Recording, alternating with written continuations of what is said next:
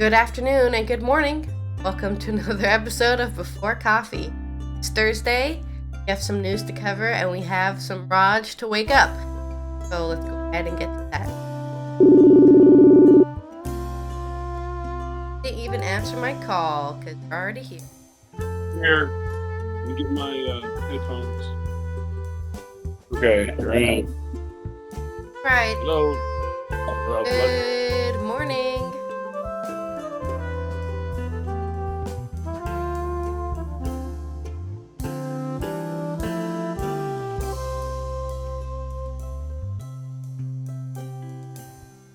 I have no headlines, so give me a second here. More shooting news. That's depressing. Yep. Are you A lot of unnecessary deaths happened, huh? Are you doing the Russia news? I'm doing a news about a drone. A Kremlin drone incident. Okay, gotcha. I'll skip that. Sneak peek. Talking about the Kremlin drone. I didn't want to do the same story. It'd be dumb, right? Hey, look, here's some sensational shit, and here's 15 examples of it. I don't care. But they consider news is sometimes like Google's got somebody else driving the train there. And we'll see if any other news organizations anything worth reading. I guess I got two stories. I can look for the third while I'm talking. Go ahead. Today on Before Coffee. Kremlin drone incident. Zelensky denies Russian claim Ukraine attempted to kill Putin. Scientists warn of AI dangers but don't agree on solutions. Typical scientist. Yeah. It's an incredible feeling. The Greek skateboarders getting girls and refugees on board. How a Fed increase could affect credit card debt and auto loan. Recovery of an ancient DNA identifies 20,000-year-old pendant's owner. All that and more today on today's edition of hey, it's the May 4th edition. May the 4th be with you. Edition of Before Coffee.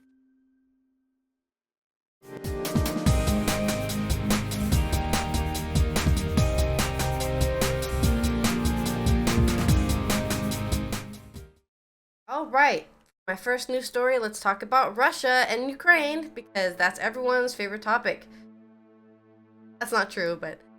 Yeah, is it? It really is the only big news going on right now. There's a lot of other stuff happening, but this is always going to be the big, headliner. Something happened! Let's talk about it. Yep, it's Vladimir Zelensky has denied Russian claim that Ukraine was involved in a drone attack on the Kremlin that was intended to kill the Russian President Vladimir Putin. The Ukrainian president said on Wednesday, "Don't attack Putin or Moscow. We fight our territory and defend our towns and cities. Leave it to the tribunal," he added. Kremlin said on Wednesday that 2 drones had been used in the attack, but that they had been disabled by Russian defenses. It has vowed to take retaliatory measures. I mean, at this point, they could have just droned themselves and said, "Oh, Ukraine attacked us." You have to find the source, and then you can make claims. You can't just claim somebody did something. That's why it's suspicious, right? Oh, that guy robbed me. Actually, I really hate that guy, so I'm going to say he robbed me just so I can get rid of him. Yeah, we have a investigation that will conclude with this. Yeah. Result. Round up the usual suspects. Hours later, an air raid siren sounded in Kiev for the 4th time in 7 days, and explosions were heard in the southern port of Odessa. The U.S. Embassy in Ukraine warned its citizens in the country that there was an ongoing heightened threat of missile attacks, including Kyiv and Kyiv Oblast regions. In a statement published on its website, the Kremlin stated it considered the attack a planned terrorist attack, an attempt on the life of the President of the Russian Federation. 2 unmanned aerial vehicles were aimed at the Kremlin. As a result of timely actions taken by the military and special services, use of radar warfare systems, vehicles were put out of action. Kremlin press service said. It said that debris from the drone fell on the territory of the Kremlin. There were no victims and material damage, the Kremlin said, adding that the Russian side reserves the right to take retaliatory measures where and when it sees fit. The president was Oh, not wow. hurt as a result of the terrorist attack. Putin's spokesperson, Dmitry Peskov, said Putin was not in the Kremlin at the time of the attack. Peskov added that Putin would spend the day at the Novo-Ogaryovo state residence outside Moscow. Ukrainian President Volodymyr Zelensky denied that Ukraine was involved in the attack. He said, "We don't attack Putin or Moscow. We found the territory and defend our towns and cities. Leave it at the tribunal," he said. I don't know why they're repeating that when we already said it earlier, but okay. Bad We writing. get it. Yeah, we get or lazy writing. The It's like Ukrainian they're president doing made the his word comments count. during a trip to Helsinki, where he also said Ukraine would launch a counteroffensive against the Russian forces soon. Okay, I'm waiting for this counteroffensive. That keep on talking about. It's gonna be summer soon, just saying, and then it won't be the spring counteroffensive, it'll be the summer counteroffensive. Mike Podolyak, an advisor to the Ukrainian president, also denied Ukrainians the attack, saying it was the result of a local-resistant force.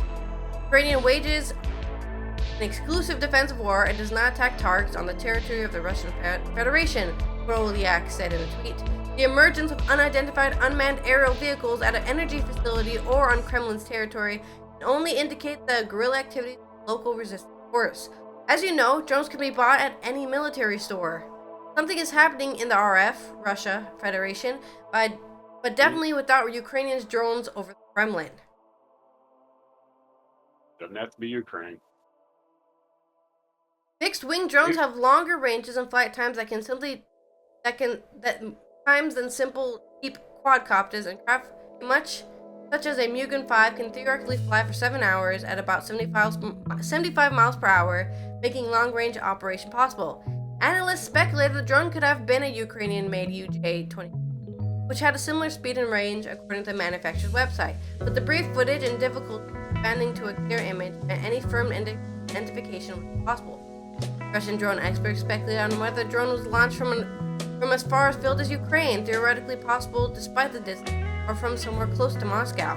The Russian drone expert Alexei Rogozin told a drone Telegram channel that the drone could have been controlled from several kilometers by a pilot relying on the drone camera for navigation, rather than remote preset coordinates. It may have been also equipped with anti-jamming devices.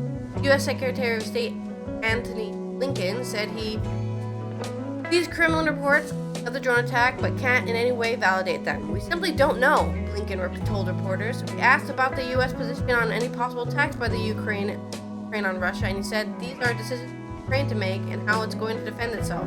The attack on the Kremlin came days after the 9th of May Victory Day Parade, which marks the Soviet victory over Nazi Germany. Victory Day Parade in Red Square, which is located next to the Kremlin, is a highly symbolic annual demonstration in Russia, during which Putin traditionally speech. Before Wednesday's drone attacks, scrapped their parades and strikes. The Kremlin said the parade would go ahead in Moscow despite the incident. Earlier in the year, Russia installed missile systems designed to intercept aircraft incoming missiles on top of several defense and administrative buildings set in Moscow. "We'll let you know in due time," Putin's spokesperson Peskov said when asked if Putin Kremlin. I mean, there is definitely a possibility here that somebody was testing if they could attack Putin during the parade, I guess. A practice round, but it seems really risky to be doing a practice round and then revealing that there might be an assassination attempt. So, hiding the defense more, right? Yeah. It's probably just some rando with a drone.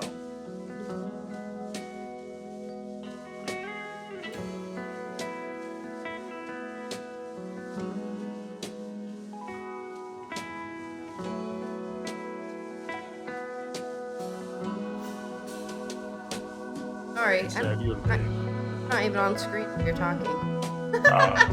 Oh, well, you can hear me, so whatever. No, they couldn't hear you either. So basically, what he said is, yeah, I'm saying Russia wants to have the cake and eat it too. They want to date countries, and they want Putin to. They want us to think that Putin is only unpopular in one place, and that's Ukraine, which is nonsense. Everybody hates Putin. Everybody, even China. That's all I'm saying. Yeah. because he's doing shit that China's like, stop doing this shit. That's our stuff we want to do later. Stop pissing everybody off in advance. Your story. All right. So in AI news, scientists warn. This is from AP News. Matt O'Brien from AP. Scientists warn of AI dangers, but don't agree on solutions. All right, read the whole thing. Just kidding. Little humor, little Thursday morning humor. Very little, very tiny. A little bit. Barely detectable. Computer scientists help build the foundations of today's artificial intelligence technology, a warning of its dangers. But that does not mean that they agree on what those dangers are or how to prevent them. Humanity's survival is threatened when smart things can outsmart us. So-called godfather of AI, Jeffrey Hinton, said at a conference Wednesday at the Massachusetts Institute of Technology, MIT. I'm just saying MIT for now. It may keep us around for a while to keep the power stations running, but after that, maybe not. Probably not. They do need power. After retiring from Google so he could speak more freely, the 75-year-old Hinton said recently he changed his views about the reasoning capabilities of the computer systems he spent a lifetime researching. These things will have to learn from us by reading all the novels that ever were and everything Machiavelli ever wrote, how to manipulate people, Hinton said, addressing the crowd attending MIT Technology Review's MTech Digital Conference from his home via video. You don't have to say via video. It never sounds bad. Via video. Even if they can't directly pull levers, they can certainly get us to pull levers. I wish I had a nice, simple solution I could push, but I don't. I'm not sure there is a solution. Well, fellow AI pioneer Yoshua Bengio, co-winner of the Hinton of the Top Computer Science Prize with Hinton, told the Associated Press on Wednesday that he's pretty much aligned with Hinton's concerns brought on by chatbots such as ChatGPT and related technology, but worries that to simply say we're doomed is not going to help. The main difference, I would say, is that he's kind of a pessimistic person and I'm more of an optimistic side, said Bengio, a professor at the University of Montreal. I do not think that the dangers of the short-term ones, the long-term ones, are very serious and need to be taken seriously, but not just by a few researchers, but by governments and populations. There are plenty of signs that the governments are listening. The White House has called in the CEOs of Google, Microsoft, ChatGPT maker OpenAI to meet Thursday with Vice President Kamala Harris in what is being described by officials in a frank discussion of how to mitigate both the near-term and long-term risks of technology. European lawmakers are also accelerating negotiations to pass sweeping new AI laws. But in all the talk of the most dire future dangers, has some worried that hype around superhuman machines, which don't exist, is distracting from attempts to set practical safeguards on current AI products that are largely unregulated and have been shown to cause real-world harms. Margaret Ritchell, former leader of the Google AI ethics team, didn't she write Gone with the Wind? Maybe it's somebody else.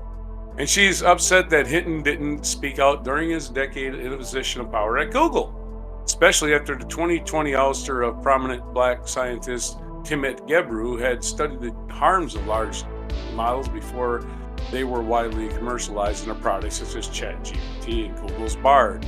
It is a privilege that he gets to jump from realities of the propagation of discrimination, now the propagation of hate language, the toxicity and nonsensical pornography of women.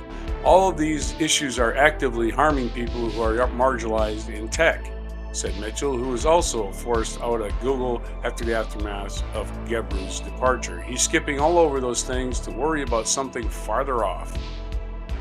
Bengio, Hinton, and a third researcher, Jan LeCun, who works at Facebook parent Meta, were all awarded the Turing Prize in 2019 for the breakthroughs in the field of artificial neural networks. instrumental to the development of AI's applications such as ChatGPT.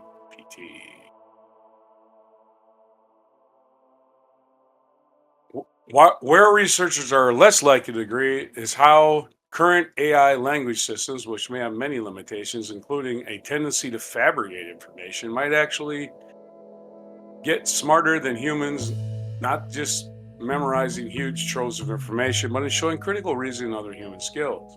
Adrian Gomez is one of the co-authors of pioneering 2017 paper models that so-called transformer, the T in the end of the ChatGPT, for improving the performance of machine learning systems, especially in how they learn from passages of text.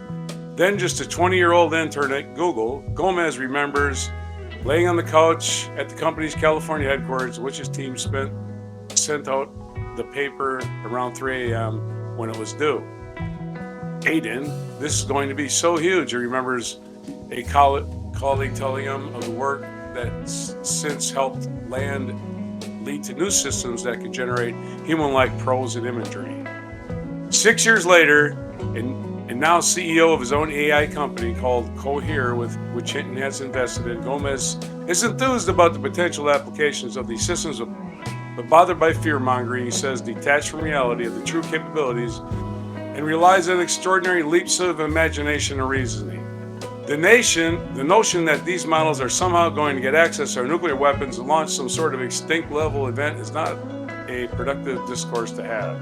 It's harmful to those real pragmatic policy efforts that are trying to do something good. Asked about his investments in Cohere on Wednesday in light of the broader concerns about AI, Hinton said no plans to pull his investment because there's still many helpful applications of language models in medicine and elsewhere. He also said that he hadn't made any bad decisions in pursuing the research he started in the 1970s. Until very recently, I thought his existential crisis was a long way off.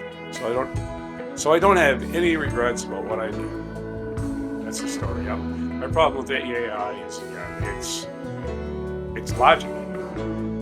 So-called logic, right? Yeah. That's what all this stuff is ones and zeros. Basically, it's called digital logic. Well, one logical decision after another, and who's in control of what's logical? Okay, go ahead. Well, the big secret about AI is that the people are all in the South.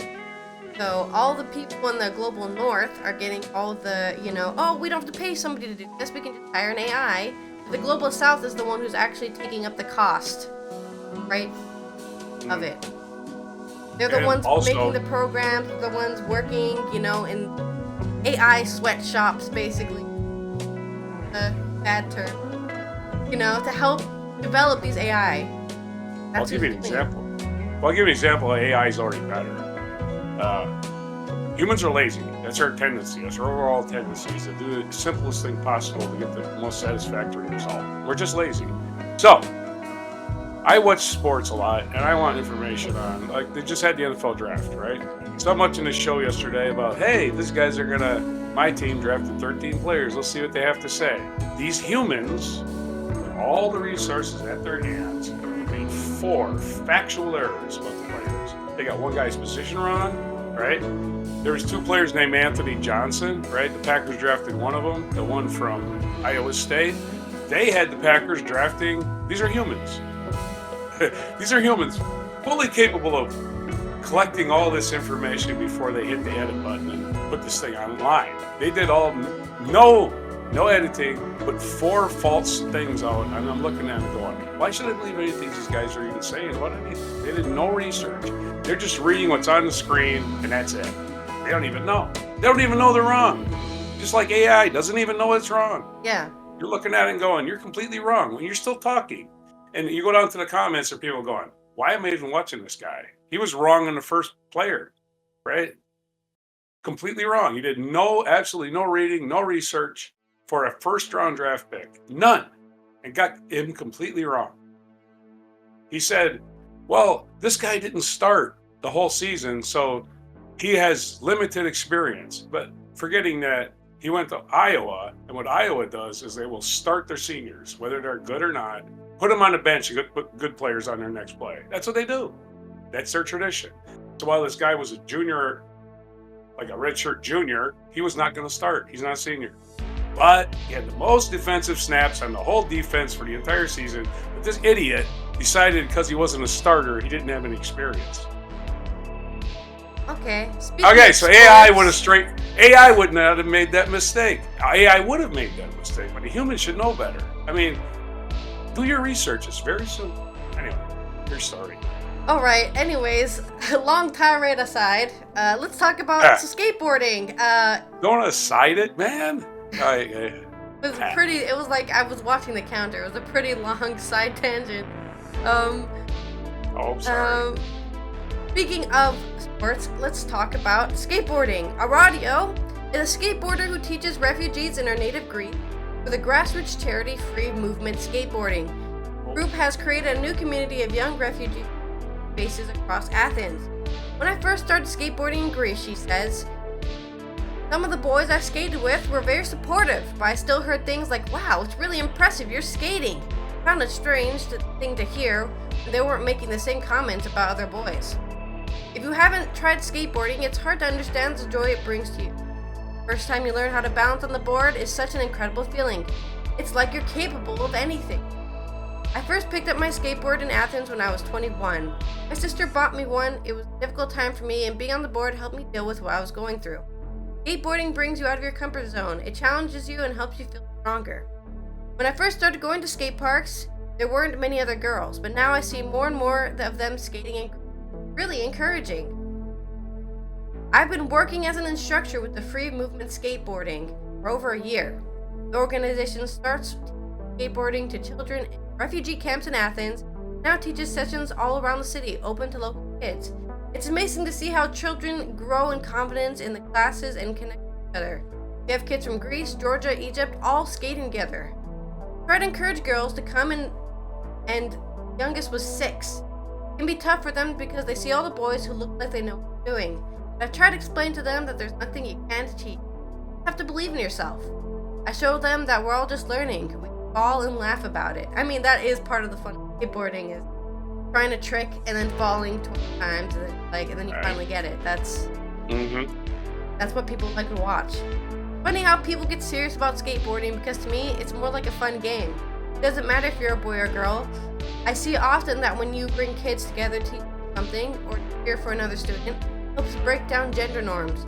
Everyone is on the same board. True, well, for the most part. Some people might have cheaper boards. Sometimes I see a girl peeking through the fence during a lesson and I know they want to come inside. Might be shy. I encourage them to try it for a minute. I did a course on gender equity and female empowerment. I think this stuff matters, particularly in a country like Greece, where we can be a bit closed-minded in terms of gender expectations. Yes, famous kind of acting. Great to see more and more girls skateboarding in Greece, and from a young age, but it's just amazing seeing women of any age on a board. It's incredible how many good skateboarders we have in Greece, given that we don't have many skate parks. I'm hoping more girls will start coming to the classes. Some of the girls we teach want to practice in their spare time. There aren't enough skate parks in Athens, and frankly, this is an issue for many skateboarders in the country. Free Movement Skateboarders is raising funds to build his own skate park in Athens. It's important for several reasons. Not only will it be a good place to raise awareness about gender equality in skateboarding, but also it will provide a crucial safe space for all the young people, boys and girls. It would be amazing to have a skate park to pass on to new skaters and encourage a wider, hopefully get more and more girls on the board too. Radio chose to only give her first. Can't find where she lives and ask her to teach us to skateboard. But yeah, I just thought it was a really nice story, a really uplifting story above all of the chaos that goes on every week. You're right. On Before Coffee. And as somebody who's been learning to longboard, which is less skateboarding, going down hills, I think Melanie was doing it. Yeah. Talking about it. Yeah, I know. I know what you're talking It is nice to be able to balance on it. Really good for your general health to be able to balance. Right. Definitely, yeah. Again, you should definitely exercise more, and yeah, cities should build more skate parks. It's a little bit easier to organize than team sports, for sure, right? You know, Let's go draft a team and form a league and buy uniforms. Yeah, get a skateboard and join them kids. Go spray paint trains. Yeah, exactly. But don't do some shitty graffiti either, right? Do some real good stuff. Okay. How a Fed increase could affect credit card debt, and auto loans. This is New York AP again. Cora Lewis, Adriana Morga. The Federal Reserve has raised key interest rate again. This drive to cool inflation, which has already been cooled down, so who knows why they're doing it. On Wednesday, a central bank boosted its benchmark rate by a quarter point to 5.1. Rates on credit cards, mortgages, and auto loans, which have been surging since the Fed began raising rates last year, all stand to rise even more. The result will be more burdensome loan costs for both consumers and businesses. So how does this slow inflation again? By making stuff cost more? I'm lost. I'm still lost in this. 4 years economics, I still don't know why they think this slows inflation. It just causes people to lose their jobs. That's all it does. On the other hand, many banks are now offering high rates on savings accounts, giving savers the opportunity to earn more interest. Oh yeah, higher rates on savings account. Here you get 70.75%. Oh boy, let me throw all my money in that. Jesus, I get better rates just gambling every day, right? Yeah. I just take $1. I take $10 and make a couple of bets and win about $4. I'll be doing great. A lot better than your stupid interest rates. On the other hand, many banks are now offering higher rates on savings accounts. Well, did already. Economists worry that the Fed's streak of 10 rate hikes since March 2022 could eventually cause the economy to slow too much and cause a recession. I think that's what they're aiming for. They'd like it when people are poor for some reason. What's prompting the rate increases? The shorter answer, inflation. Inflation has been slowing in recent months, but is still high. Measured over a year earlier, consumers' prices are up 5% in March. Coming from me, just little old me who grew up in the 70s with double-digit, like 12-15% inflation. I don't know that raising interest rates ever helped that either.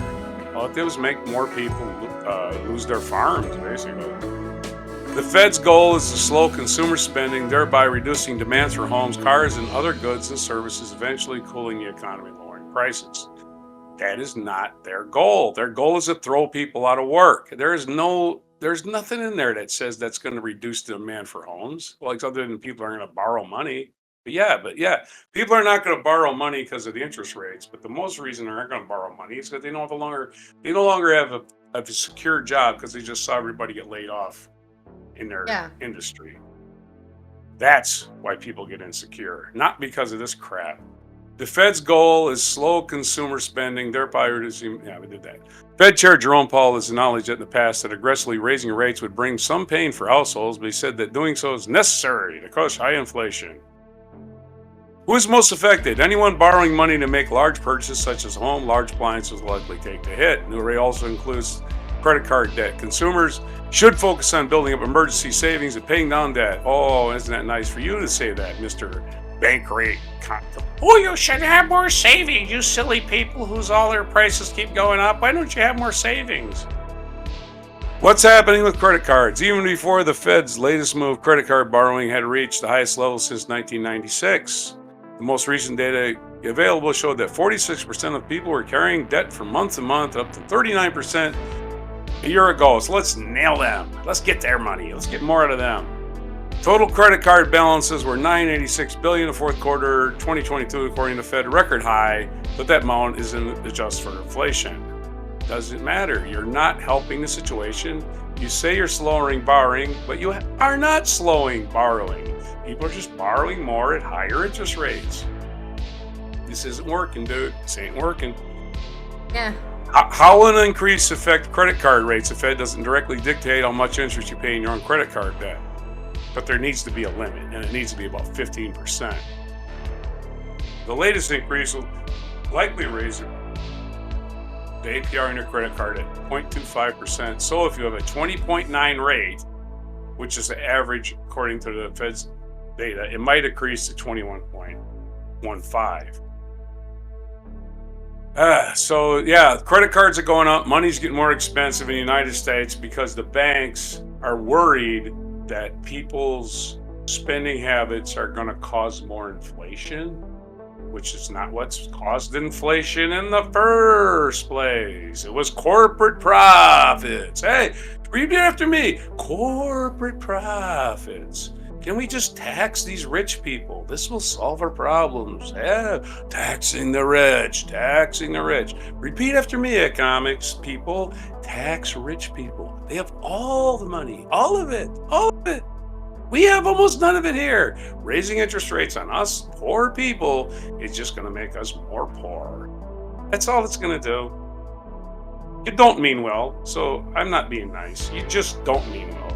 You're rich and you just don't like people that aren't rich, and that's all there is to it. You don't think we're capable of doing anything but taking your abuse. Your story. Hey, more exciting. Hey, Economics are going down the drain. We're in late stage capitalism. It's just like, okay, fuck it, we give up. We're just gonna take all the money. But We're just gonna. No one knows what's going on. We don't either. Thanks for the multiple zeros on the back of my bank. I'll translate. I'm a banker. I'm in charge of the Fed. I've always been a banker. All my friends are bankers. I only look at things from a banker's perspective. I only think of poor people as that rabble out there. It's a statistic on a chart. Look at my charts. Look at my charts. Not people. Oh, why are people so upset? They can't afford rent and they're dying. Oh, well, that's not my problem. My chart says it doesn't matter. I don't care what your politics are. If you ain't got no money, you're pissed. Okay, go ahead. All right. In archaeology news, because I saw this interesting article, there's a recovery of an ancient DNA. Identified a 20,000-year-old pendant's owner. Elk tooth pendant is what it's called. First prehistoric artifact to be linked to a specific person using genetic testing. They used a method that can isolate DNA that was present in the skin cells, sweat, or other body fluid by certain types of porous material, including bones, teeth, and tusks, when handled by someone thousands of years ago. Objects used as tools or for personal adornment, pendants, necklaces, bracelet, rings, and the like, can offer insight into the past behavior and culture though our understanding has been limited by an inability to tie a particular object to a person. I find these objects made in the past extremely fascinating. They allow us to open a small window to travel back, have a glance into the lives, said the molecular biologist of the Max Planck of Evolution, Anthropology in Germany. The lead author of the study published on Wednesday in the journal Nature. Researchers who found the pendant, which was determined to be 19,000 to 25,000 years old, gloves and face masks when handling, avoiding contamination with modern DNA. It became the first prehistoric artifact linked by genetic sleuthing to a specific person. Stone Age woman closely related to a population of hunter-gatherers known to have lived in part of Siberia, east of the cave site in the Altai Mountains in Russia. It is unknown whether the woman made or merely wore the pendant. As was said, in holding such an artifact in her own gloved hand, she felt transported back in time, imagining the human hands had created and knit thousands of years. He added, as I looked at the object, a flood of questions came to mind. Who was the person who made it? Was that tool passed down from one generation to another, from a mother to a daughter, or from a father to a son? That we can start addressing the questions genetics still absolutely incredible. The pendant's maker drilled a hole in allow for some now lost cordage. Alternatively, could have been part of a headband or a bracelet. Our species, Homo sapiens, first arose more than 300,000 years ago in Africa. The oldest known objects as personal adornments date to about 100,000 years ago on the continent, according to Biden's the studies archaeologists. Denisova Cave was long ago inhabited at different times by the extinct human species called Denisovans, Neanderthals, and our species. Shape over the years has yielded remarkable finds, including the first known various tools and other artifacts. The non-destructive research at a room laboratory and life works much like a washing machine. In this case, an artifact is immersed in a liquid that works as as a washing machine dirt from the plows. By linking objects with particular people, he could shed light on prehistoric of labor, clarify whether or not an object that was made by our species. Some artifacts have been found in places inhabited, for instance, by Homo sapiens and Neanderthals simultaneously. The study opens huge opportunities to better reconstruct the role of individuals in the past of accident. I don't know why they're so obsessed with that. I think they really want to prove that gender norms are a natural occurrence or something. That, right? Women have to be homely, because 200,000 years ago, they were gathering berries. See, that's exactly the same thing. Except that they've already found plenty of, well, the thing is, you can't really accurately determine somebody was a female or a male. It's interesting, though. That's why it's a study, right? Archaeology, trying to decipher. Like most, it's a science, but you don't even know if you're right. Yeah, it's like guessing, yeah. It's kind of what, making assumptions. it's like when they call economics a science. So like, yeah, what's the saying? If you take every economist in the world and lay them end to end, you will still not reach a conclusion. That's not my joke. I don't know who said it. Again, Your barely. next story. Okay, and other ways people are trying to fix their economy. This is England. Britain's economy needs a pick-me-up. Is the coronation enough? Well, let's see. This is a story from New York Times writer Sandra Mikowitz. Caught between the slow growth and high inflation, businesses are hoping King Charles' coronation will boost their confidence enough to last more than just one weekend. Pull up a chair. Britain's business hope the celebrity mood lasts a while. They probably should have done it in the summer then.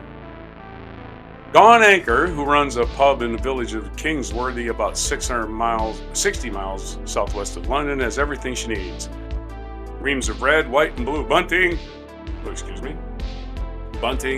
mini Union Jack flags, and life-size cardboard cutout of King Charles III.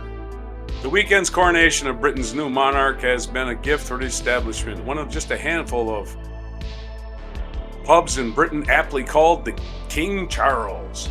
And like many business people enduring Britain's economic doldrum, Ms. Anchor hopes the coronation will bring some much-needed cheer.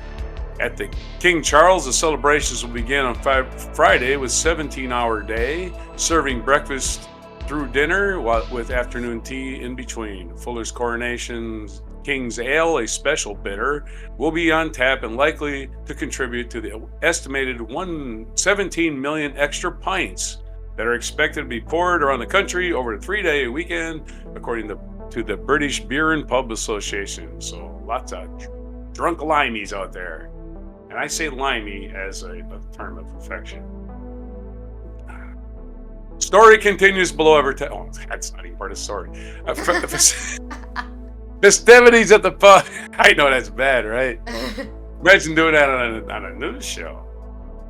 Festivities at the pub extend beyond the traditional British pastime of drinking. Also planned cake competition, dog shows, horse and carriage rides, choir singing, and other musical performances. I'm hoping for a huge increase in customers, Miss Anchor said, but what's more important, she said, is the weekend is a chance to showcase what we do and attract people to keep coming once the coronation is pulled down.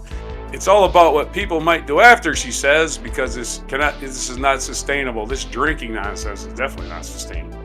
The country, business and households alike, could use some respite. For much of the past year, the British economy is stagnant.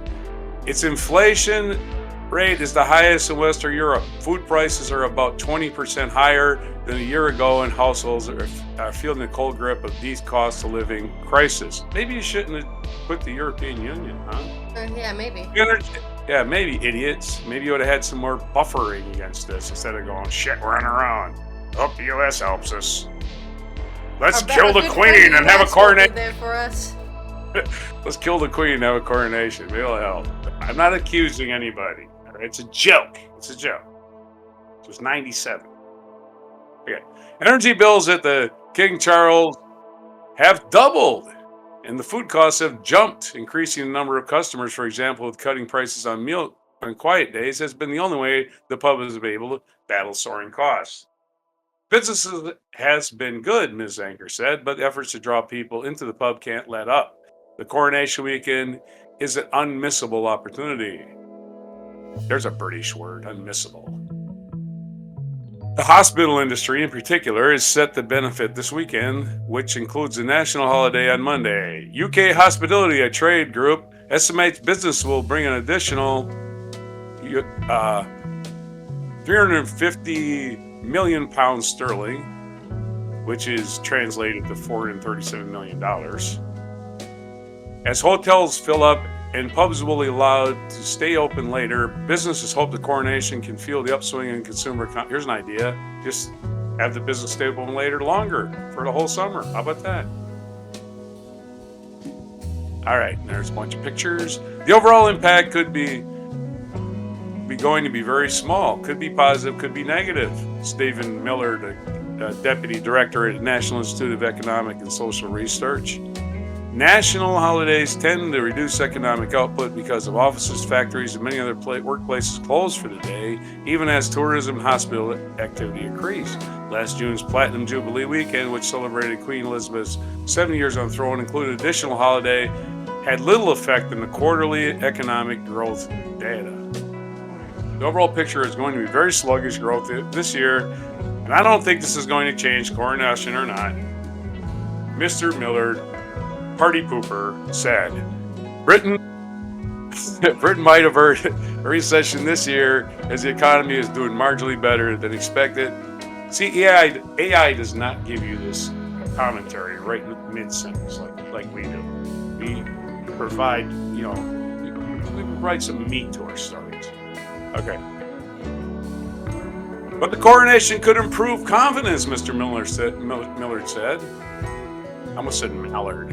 The economy could do with a bit of a pick-me-up. The last coronation in 1953 was also expected to bring some relief. The economy was still recovering from the Second World War. There were familiar celebrations, including processions and street parties. Sugar rationing was still in place, though. It was slightly loosened to help people enjoy the celebrations, according to the British Parliament's website. 70 years later, cakes and other treats are essential to the celebrations. Food retailers are selling coronation-themed cake, biscuits, and other items. The Center for Retail Research estimates that $130 million will be spent on food and another $245 million pounds sterling on souvenirs and memorabilia. The sales would be boon to other retailers because of most of the other past 2 years. Sales volumes have been falling as high food prices force people to cut back. The outing has been, it will be a welcome boost to the bakery, blah, blah, blah, blah, blah, blah, blah, blah. The start of the year has been quite a bit quieter than was expecting. Even though it's been picking up significantly now, I think we'll still may be seeing as much excitement internationally around the coronations as we're expecting. If people want to avoid the crowds, they will visit London after the coronation and still spend money, which is actually a logical thing to think. I don't want to go to the crowds. I just want to go experience the New England without a queen. Back at the King Charles pub at King's Worthy, there's also expectations that this is just the beginning. Visitors to the pub this year will be greeted with billboards and advertising coming events, including outdoor performances of Romeo and Juliet. This is the start of the summer for us, Miss Anchor said. Your story. All right, summer in Britain. It's decent enough. I've been there. Summer. Yes, ma'am. I did like Scotland more. All right, now from culture news, let's go over. I love London. I love it. Go back. From culture news, let's go over what happened during the 2007 writer's strike. What may happen in the future now that a new writer's strike is beginning. West. Earlier this week, the Writers Guild of America officially launched an wide strike in light of the Alliance of Motion Picture and Television Producers' continued refusal to keep them on a reasonable ground in their negotiations for a new contract. The union has fought for a guaranteed number of on-the-job weeks for staffers, pay structures to compensate for the residual fees eliminated by streaming, and regulations to rein in the looming existential threat of artificial intelligence. Organization representing the studios and the networks countered with a staunch refusal to curtail the amount of work that can legally be done for no money. Proposed a day rate comedy writers that essentially turns the process of making TV into a form of freelance employment at will. These groups must now play chicken for the soul of art in America, which directly hinges on the fundamental human right to do your job under financially livable conditions. The other path at this decisive fork leads to a clear dead end for movie pictures.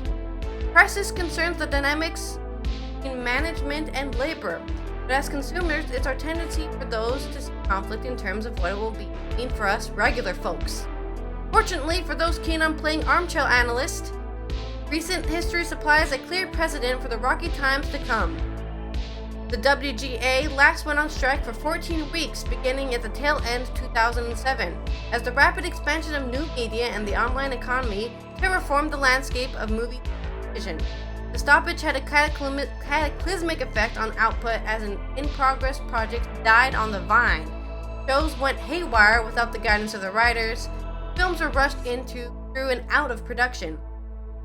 One hopes that the AMPTP won't allow matters to turn so dire again, but in the event that they do, we already have a notion of just how widespread the collateral damage will be. WGA also went on strike in 1998, during which time executives at Fox circumvented the lack of available writers by developing Cops, a compilation of unscripted footage documenting the encounters of on-duty police officers. Reality TV likewise exploded in 2008 as a quick and cheap way to generate content unencumbered by creative inspiration. The Apprentice had been on a steady season-by-season ratings decline come 2007, until NBC diverted its towards retailing the show as The Celebrity Apprentice and created a monster hit during the thick of the work freeze. One of the possible point A's that set up our way to the point B of the phrase Trump's America. The spiking Celebrity trend Apprentice. Sorry? Celebrity Apprentice, the beginning of the end. Go ahead. The spiking trend quickly cooled into the accepted wisdom that reality programming meant fast, easy, reliable paydays. Other networks followed suit. In the post-strike months, the Learning Channel, having debuted its original programming in 1930 Great Books, a literature survey co-produced by Walter Cronkite, premiered Toddlers and Tiaras, Cake Boss, I Didn't Know I Was Pregnant, 90 Kids and Counting, Little Couple, and a de-staffed cops clone called Police Women of Broward County. Oh my god, I didn't even realize that this is why our brains rotted. Like, I'll be honest, I believe reality TV your brain rot. I was saying it at the time. And this is why, because they got tired of playing the writers. AMPTP didn't want to give residuals for streaming. And they don't want to pay writers.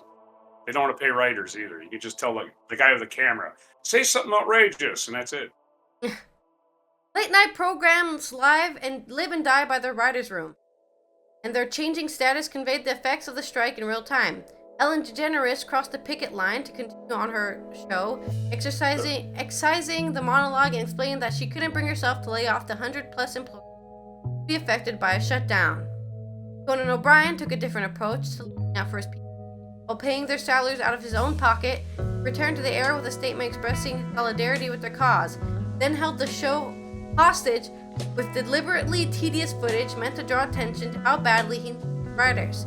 Stupid, shrill, and often hilarious in spite of themselves, segments from his old Limbo period saw O'Brien check in with the idle writers as they played video game rock band. Found himself to be his personal record for the longest continuous spin of his wedding ring on his desk. Fiction TV took it on the shins hardest during the strike, as the Suits cut episode order and outright canceled whichever shows they could consider entertaining. Casualties of this slash and burn doctrine included the long-running sitcom Girlfriends, modestly acclaimed dramedy Men in Trees, cult sci-fi series The 4400, the New Orleans set procedural Hayville.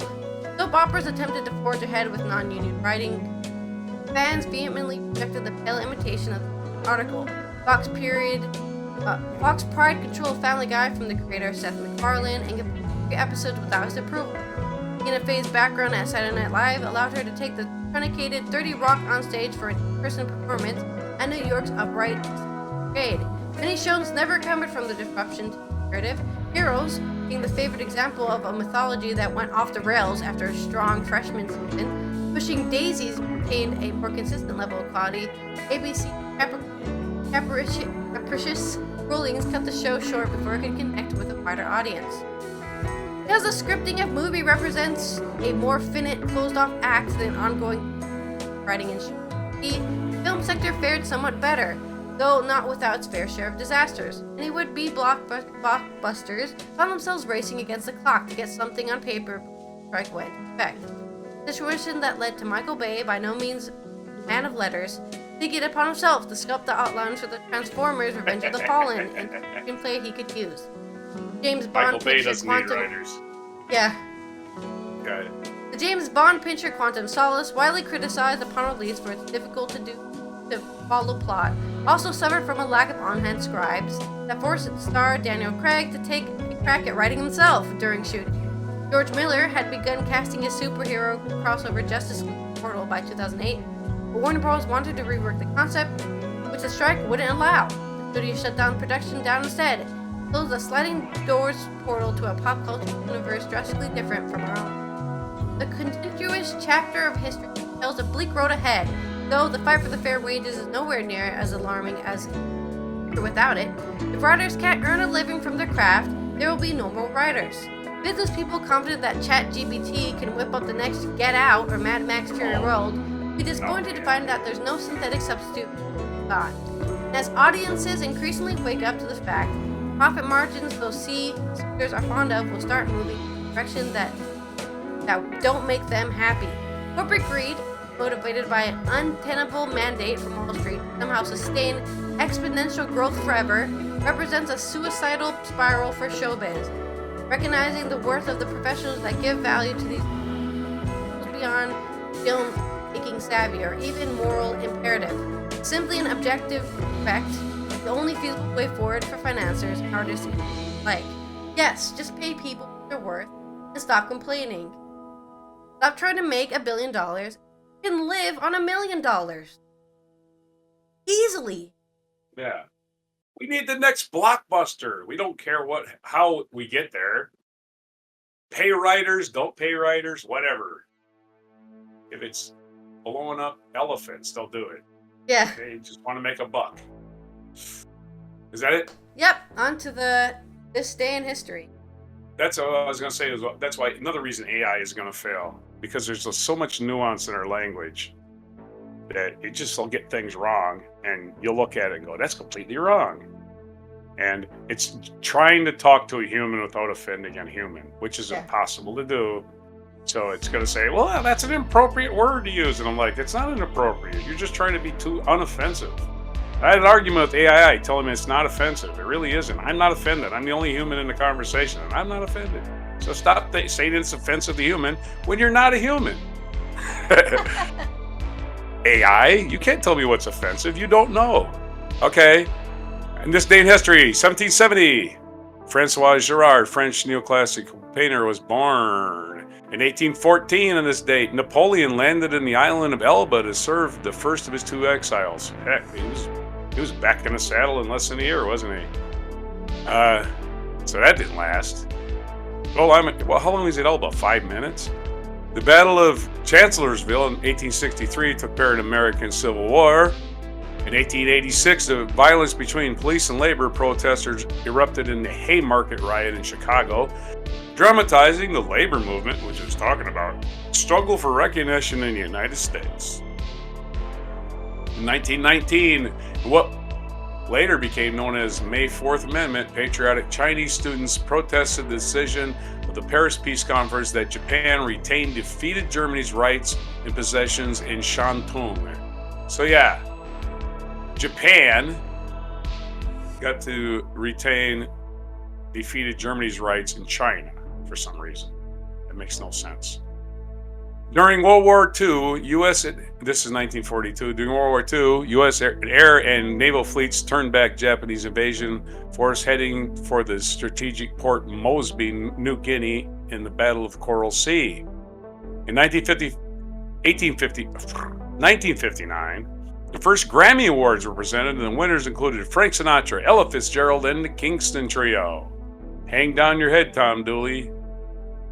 That was their song.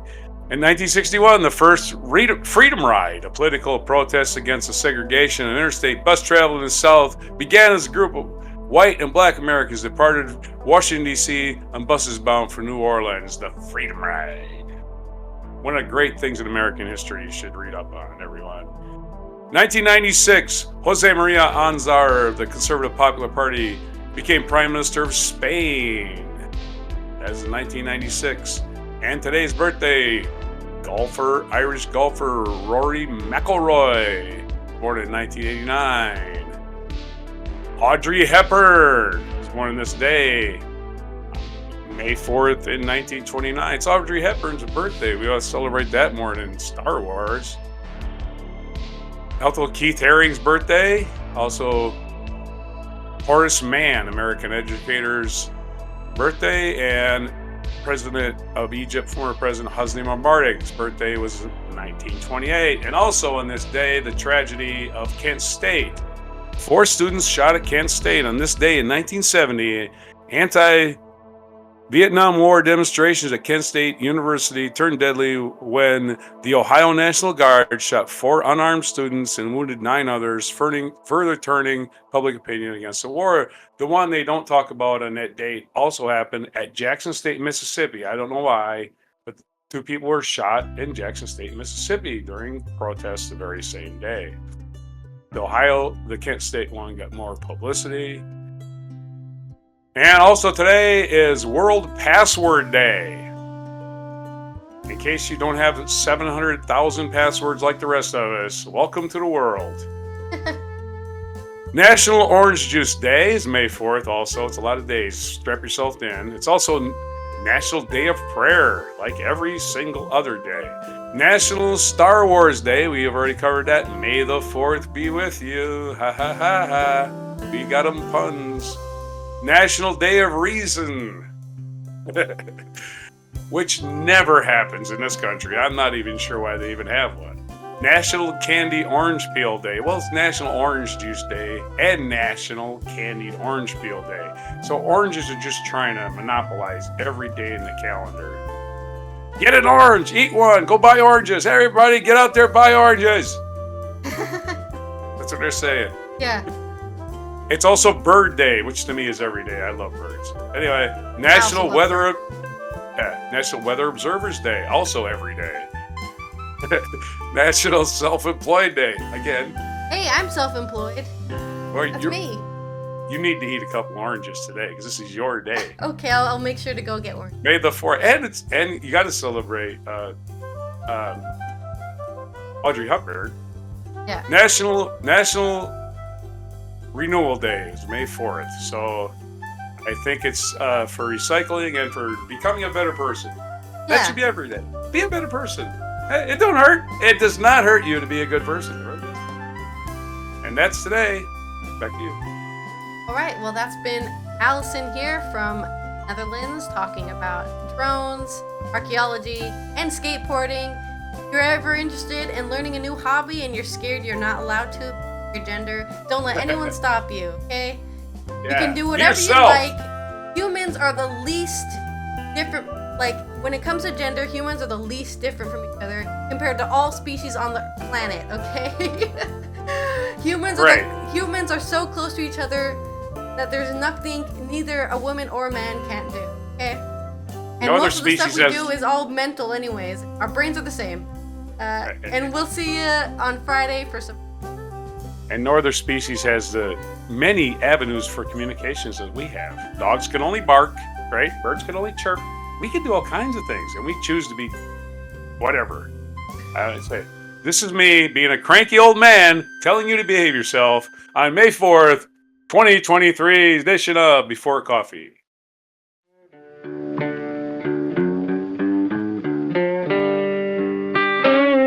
Be sure to hit the like, subscribe, and notify buttons, and follow our other channels, Toxic Alley, History of Gravy, and Scratchy Old Records.